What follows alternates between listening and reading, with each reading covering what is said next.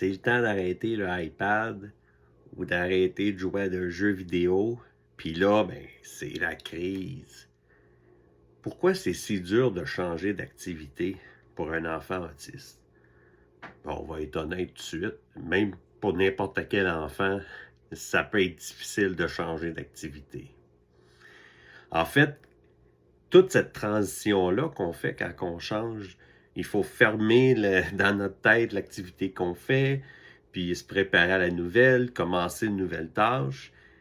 Mais c'est tout un mécanisme que des fois, nous, on fait peut-être plus facilement.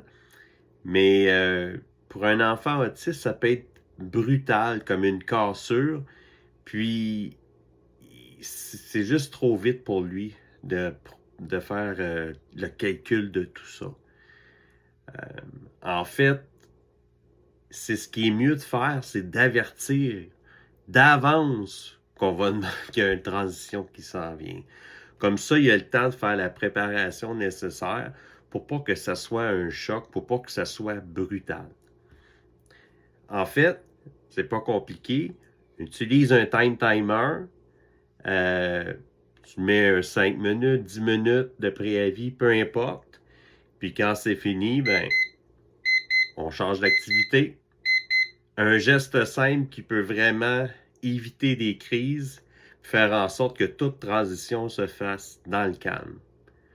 Demain, on va parler des différents niveaux TSA ou les différents niveaux d'autisme.